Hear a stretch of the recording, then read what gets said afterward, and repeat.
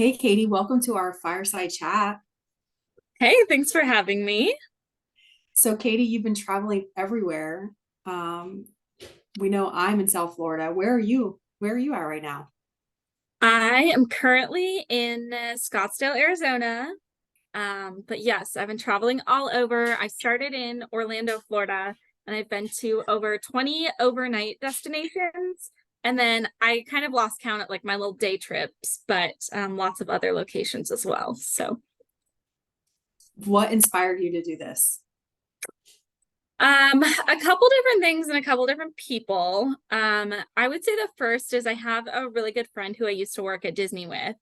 And she kind of started doing this first, but she took her travels internationally immediately. And she traveled with a company called Remote Year that takes a bunch of people who work from home and gives them a place to stay, a place to work, all of that good stuff, and all of these adventures. And I just remember like she would post it all over social media, and I was like, I want to do that so badly, but it wasn't the time for me. And I just like, I never really thought it was a reality. Um, and then I had this close friend in Orlando also that we were hanging out pretty often. And all of a sudden one day he was like, I want to move to Tampa. And I was like, why? Like, that's just so weird. Like, came out of nowhere. And he was like, well, because I can. He's like, I don't have anything tying me to Orlando. Like, I want to move there, so I'm going to. And like that moment just like stuck with me. I will like never forget that like switch that went off in my head. And I was like, wait, like I can go anywhere I want to. Like I have nothing tying me to Orlando. Like I loved it and I had my moment there, but I was like, I can go anywhere I want. And so I'd seen social media everywhere, especially during COVID. There were so many videos about like van life and all these road trips that I was always really inspired by, but there was no way I was going to be able to do a van life. Like buying a van, traveling in the van, terrifying. I could never do it. I think it's really cool, but it wasn't for me. But I came up with this idea of traveling just in my car, staying in with people that I know, if I have people in cities or staying in hotels. And I was like, okay, that I could do. But even when I started planning it and get it, like I never actually thought it was going to happen. And I told people that. I was like, yeah, I like want to do this. And I keep talking about it, but like it's not really going to happen. I'm not really going to do it. And then I just did. So that's a little bit about what inspired me, I guess. Katie, I think I remember the day that you told me that story, that it inspired you, that he said that, because I came home to my husband. I was like, you're never going to believe what Katie said to me because I can. And I'm like, I mean, if you actually stop and think about that, because I can. Like everything you want to do, why wouldn't you do it? Because you can do it. I mean, that's inspirational. You said that you've been on so many, so tell me, do you have a favorite location or a favorite day trip that you took besides the donut place here when you started your travels at the southernmost point in the United States? Or playing with my dog Emma. But Those do you have do you have a favorite location or a favorite day trip? Um, oh, let's see. Okay. I will say the day that we went on the boat, in the Keys when you and your husband took me out was like one of the best adventures I've had. But some of my other favorite cities, I'd love to say Nashville, but honestly, I think that was because my best friend flew in and we had the whole weekend together and we don't often get weekends together like that, especially like without her two kids and everything. And so it was so nice to just have us two together. So that was a ton of fun. I really loved Chicago. I'm a big city girl. And so I just love Chicago. There was so much to do. I was there for like less than 48 hours, I think, or maybe a little over, but I just did so much in that small amount of time and I loved all of it. And then my top place right now was Seattle. I just loved it. I loved that there's water, city, mountains, like all right there. I just thought it was like the coolest place. So much to do. So just sidestepping to a logistical question. When you were mapping out, I know I saw your spreadsheet. It was impressive. This folks, this is a program manager and she is a project manager and she does all of the things. But when you were planning, were you planning more logistically for location? Like this is what makes sense to go from here to here, or were you actually thinking of seasons too? Because the places that you visited, it seemed like the ideal season to even be there. Yeah, I didn't really take that into consideration too much. I mean, I was leaving in April, so I knew I was in pretty good shape, like for the most part, for where I was going. Like I wasn't going to end up anywhere in the winter. Um, so not really. I was just, Arizona is beautiful in the winter. that's true. But yeah, I was mainly just focused on like the places I wanted to go and then what made sense in the path. Distances were a little bit like there were some places I did take out of the list just because it would have been a 12-hour drive and it was really the only thing in that direction. And I was like, well, it doesn't really make sense. If I want to go there someday, I can fly or, so there was a little bit of like logistics that way. But I mainly just like pinpointed the place I wanted to go or the places that I knew people or had heard good recommendations about and just kind of went from there. Have you rekindled some of your friendships that you've had through this process because you've been able to stay with them and spend some more time with them? Because during the pandemic, even if you were friends with somebody, really, I mean, no one was going anywhere and doing anything. Yeah, I have. I've been able to see a few friends kind of all throughout, which has been really nice. And yeah, I got to go on a lot of adventures with them, which was great. Oh, that's fun. That would be probably the most fun for me. But you've done a lot of solo day trips though, too. I mean, you've been spending time with friends, but you've also been doing, I mean, you just are adventurous. It sounds like you're just an adventurous spirit. Yeah, I don't know. I should have thought about that. I wonder like what the ratio is there for like cities that I've been in by myself and cities that I've been with friends or family. It's probably about 50-50. And honestly, I would say maybe even more if it were a little bit more not 50-50, I would say more adventures on my own than with other people. Which is crazy. Never thought I would be able to say that. But now it's like I love doing things on my own. Well, it gets you your you time. So that's important. And you get to have all the rock concerts in your car singing Oh by yeah. yourself. So there's no judgment. Lots of Taylor Swift has been saying. It doesn't sound like you had any fears about it when you made the decision. You just made the decision. Did you have to probably you had to overcome more of calming your mom down than you did for actually having to overcome your own fears for this. But I mean, you gave up a subletted apartment, you put your things in storage, you purchased a car, and off you went. Did you have fears in that, or you just knew that you were going to safe places and that people would support you? Like a Yeah, I trust think fall. Was this your big trust fall? I definitely had some fears. I am one of those people who I just like, I don't want to say I see the bad and everything, but I'm kind of always, especially when I'm in a new location, like I get worried about people and things. And especially like at night, I don't like to like go out and about on my own. I just get nervous. And so like that was definitely one thing I was like a little bit nervous about as like actually on the trip. Um, but yeah, definitely had to well, my mom, I don't know. My mom was okay with it. She was nervous, but I was basically just like, I'm gonna do it. So it'll all be fine. Trying to think what other fears I might have had.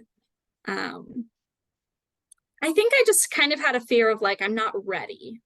Like, and I remember talking to a friend and saying that. I was like, this just feels so weird. Like, I don't know if I'm like ready to do this sort of thing. I just don't know if that's me. And then, like, I remember a couple days later, I was talking to her and I was like, so I've come to the conclusion that I am never going to feel ready. So I'm just going to do it. Oh my So that gosh, was probably one of my first. you're an old soul.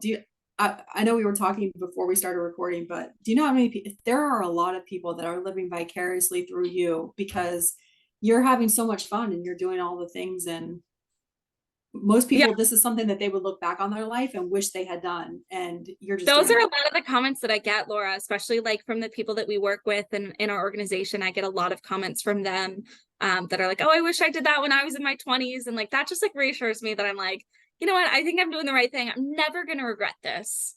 Mm-mm. So definitely, yeah, that definitely helps. And I always like smile when I see those comments and messages. And I love I'll pop into a Zoom room with a couple specific people in our organization. And the very first thing, where's Katie at today? And I love that question. It just makes me smile and makes me laugh. And I'm like, oh, here I am. But if you ask me in 12 hours, I'll be, in the next state. So that's always fun. Well, that brings me to another question. When you were explaining how you travel, because you're a professional, you have your degree, you are a professional, you're our office manager, and it's a huge responsibility. And even though we're remote, it's still a huge responsibility. And there are times where you are required to be in person for events, and you're managing and coordinating those because you do a lot of project management. So how are you balancing the two, and not how, but does it look different for you balancing than what you thought it would look like when you started the process? Ooh, that's a good question. Okay, so I'll answer the first question first. Remind me if I don't answer your second question. Okay. But I guess when it comes to like working and traveling, I am very, very lucky to have such a supportive team. And they're very supportive, and like I can kind of work whichever time zone I want to work, which has been really nice. And so, if I want to work East Coast hours and I'm, on the West Coast and I want to be done at 2 o'clock, I can do that. I just have to obviously wake up and start earlier. But then I kind of have those afternoons to explore if I were, in a city that again, on the West Coast and I want to get something done in like the mid to late afternoon, I could do that. So that's been really nice. But that being said, I also work with people from different time zones. And, there were days that I would have, a meeting at 5 o'clock or even later throughout my travels. So it's really just that balance of like, I know I have to get my work done. I'm gonna get my work done. I'll do what needs to be done. And then I think on the other side of it, it's like before this trip, I was really bad with my work-life balance. And if I didn't have plans after work, I'd be working till 10 p.m. every single night. And everyone was telling me, like, you're going to get burnt out. Stop doing that. And I was like, no, it's fine. There's just so much to do. Like, I might as well do it. I'm not doing anything else. And I think this traveling has really helped with it. I still have nights where I feel like, I need to get these things done, so I'm going to work later. And I still do that sometimes, but it's a lot less now. Which I think is really great for my mental health and everything else. But I just like set myself, especially when I'm in a new city, I just remind myself, like when I'm done with work, it's like, okay, I need to go explore. Like I'm only here for a certain amount of days. So I try to, come up with new adventures, or even if it's just a restaurant I want to try or something else to give me something to do, just go explore after work. And what was the second question, Laura? Is how your work-life balance and your ability to do your work while you're traveling what you envisioned it to be from the beginning? I think so. I'm trying to I don't know if I really thought about it too much. I was just like, yeah, I'll work. You were like, I'll travel on the weekends and I'll work during the week. And yeah. And that really originally was my plan. I was like, I'll do most of my traveling on the weekends. And then I guess that changed a little bit. I was like, well, I might as well travel at nights and then get to enjoy the weekend. So I did a lot more like leaving right at 4 p.m. or right at 5 p.m., right when my meetings were done, depending on the day, getting in my car and heading off to the next destination so that I could get there still at a reasonable time, and then be there, before a weekend so that I can enjoy the full weekend and not have to drive. now here's a fun question for you. Because I know it's not like you're in remote locations that you can't go to, a store to buy what you need, but has there been, for all of us who love surrounding ourselves with our favorite things, has there been anything in your storage unit that you wish you had with you? Or are you thinking at this point, like, what, I don't even remember what's in my storage unit. Why do I even have those things? So I actually recently went to my storage unit. I flew to Orlando for a weekend to go to Halloween Horror Nights with a good friend of mine. And so we stopped at my storage unit, but that was specifically to get one thing for that weekend. But traveling wise, I don't think so. I have definitely brought more than I needed. And So you didn't bring that much to begin with. yeah, it's my trunk and that's it. And not even your full trunk. Like, because you don't let it go. Like, you want that cover to be able to go over yeah, it. I have the cover on it, so it's got to fit under the cover. Yeah. Whereas me, even on my vacation last week, everything was piled to the ceiling and we could barely see like out the rearview mirror. It was hard to pack, but yeah, I definitely packed things that I didn't need. But I can't really think of anything that I, didn't pack that I like missed, other than like there was maybe a time or two I'm like, oh, I wish I had that shirt. Like that'd be cute to wear right now. Like something like stupid like that. But there hasn't been anything major. I miss all of my baking stuff, I guess, right now. now that I'm kind of just like sitting at my mom's house for a little bit, hanging out in Scottsdale, I'm like, she still has a lot of it, but I'm like, I want to bake with my stuff. Well, and what have you discovered about yourself? What have you discovered about yourself that surprised you on this trip? Well, you spend a lot of time by yourself in your car. And so there's a lot of time for that kind of the self-realization, I guess. Um, and I think I kind of alluded to it earlier, but I just realized like I kind of like doing things on my own, which is something I never thought I would have been able to say. I mean, if you asked me a year ago, like I could not go sit in a restaurant by myself, like even like a Chipotle or something where it's just like a quick little sit down, have a bite. Like I had so much anxiety over just sitting somewhere by myself. And now I like talk to people that like I'm explaining this and I'm like, oh yeah, I go to movies by myself. I went ziplining by myself. I go to restaurants, bars, like anywhere. I will go anywhere by myself at this point. And I love that. I love that I can do it. And I actually like took a while to get used to it, but now I can actually also enjoy it and not just like do it because I'm here. I should do it. Now it's like I want to do it. So I feel like that was something pretty big for me the moment I kind of realized that. Have you met anybody who was brand new to you because you were by yourself that, was like somebody that you thought was extraordinary or shared something fun, a fun story that stuck with you? The only thing I can really think of was the very first stop that I went to after your place, Laura. I went to Savannah, Georgia, and it kind of is like the craziest story. Like now that I think back, because I never met anyone else doing this, but I parked my car and I was like, I'm gonna go to this restaurant. It was raining, so I was like, I'm just gonna go grab some breakfast. I got there at like 10 a.m.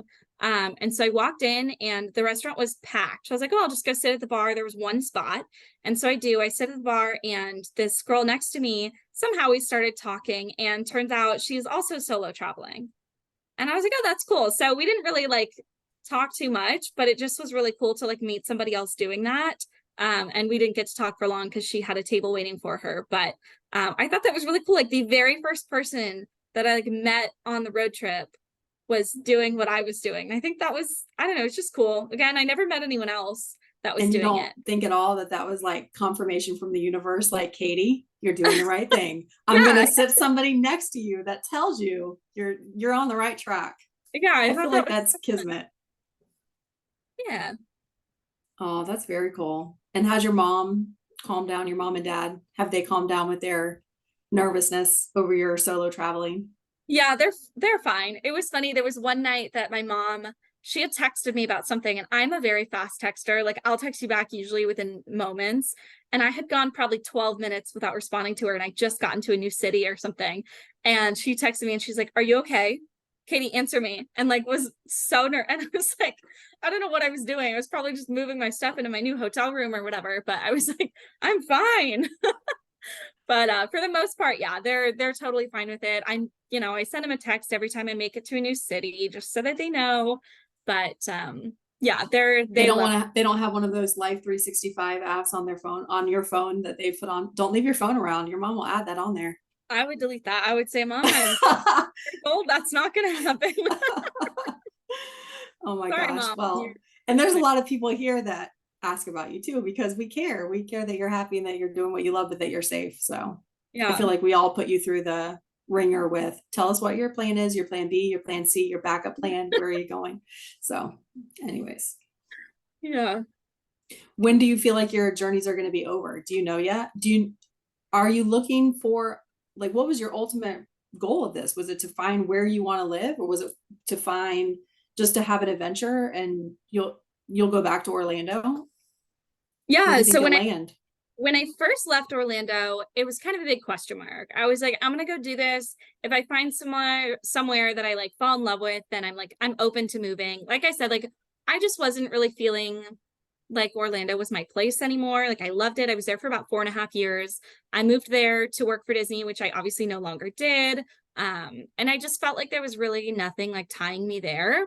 I loved it though. So I was like, maybe I'll come back, who knows? And that's just kind of how I left. Like I went on and I was like, we'll just see. And then as I kind of explored new places, I was like, yeah, I don't think I'm going back to Orlando. And that wasn't, I hadn't even found a place I loved yet. It just was kind of like, there's just so much in this It was world like to, your aha moment. yeah, there was just like a, yeah, I don't think I'm going back. And so I guess I'm kind of looking for my next place to live. Um, and yeah, that, I mean, that's pretty much it for right now. I've got some top contenders. But I'm kind of open. I don't know. We'll see. I don't Are you have a willing to share any of your top contenders I will or share my locations? favorites. Yeah. So the number one place that I'm looking at is Seattle, which I had never been to Seattle before this, but there was just something about it. And I was telling everyone this. I was like, I am so excited for Seattle. Can't tell you why. I think I'm gonna love it. And then I went and I loved it as much as I thought I would. And then And was it a solo trip or did you have a friend there? it was a solo trip. Yeah. Okay. So it was so fun. Again, there's just so much to do. There's city, there's water, there's mountains, there's everything. And I just loved it. So that is a top contender. I am also interested in Tennessee, a couple different places, but I haven't done as much research into that, and I didn't stay there quite as long. So that's why I kind of I like have a really good feeling about Seattle. So I don't know. There's nothing, set yet. But that's the number one on the spot right now. So And that's the glory of working remote. yeah.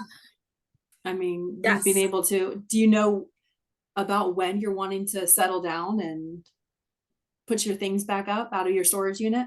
So yeah, I'll give you a little inside information here, Laura. Okay, I won't tell anybody. I won't share it with anybody. No, it's okay. The people that need to know. Um, so originally I was looking for a place and I was like, I think I'll just find a place in January. It felt very like it's the beginning of the year. It's a new place. Like I just felt it was the perfect timing.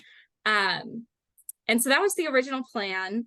And then I started to think about it and I was like, I don't know if I'm done yet. I mean, I know it's only October, but I was like, I don't know if I'm going to be ready for that.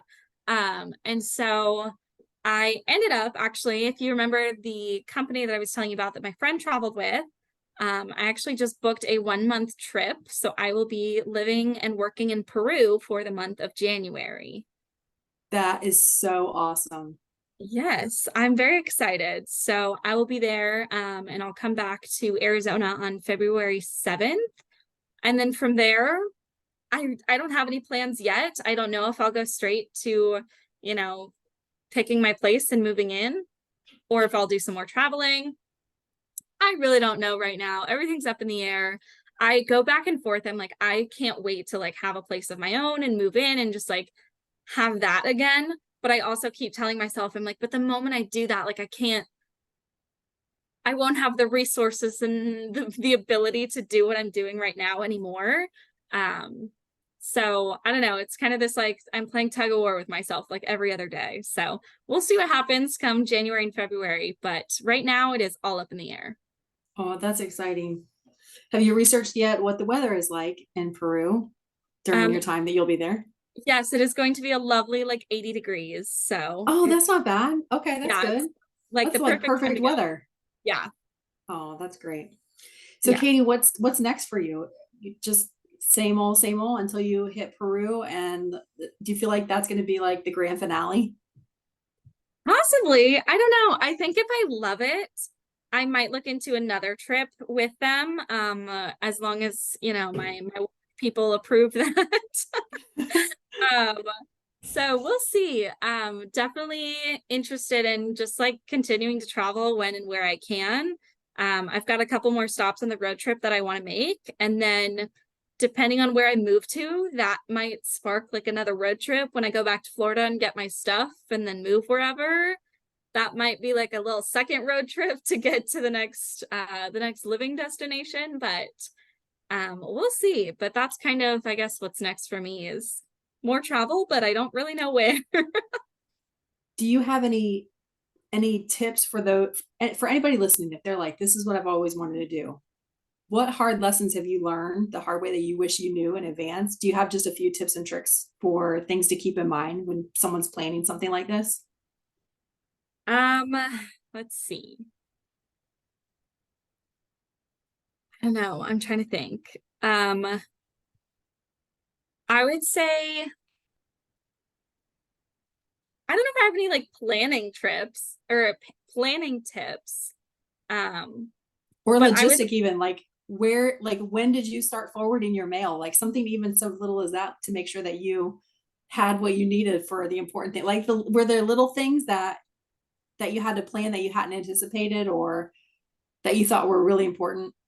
yeah. I'm a very big list person, and I started like listing out things like way ahead of time of like things I need to do. Yeah, like forwarding my mail, which I just sent it to my mom's house. I just felt that that made it easier. Trying to think of like anything else I had to do. Um, I had to plan out like the stops. That was one thing, planning the stops for my car for like oil changes and stuff. Oh, I didn't Um, even think about kind of that. had to like kind of plan that out because I kind of forgot about it until I was like, oh, that's due. Okay, where can I do that? So that was one thing. I don't know. Be safe out there and have fun and just go for it and do the things that you want to do because you can. Because That's you my can. advice. Well, that's fantastic advice. Well, thank you, Miss Katie. We appreciate your time today. Oh, thank you. This is fun. I'm so glad that I got to join.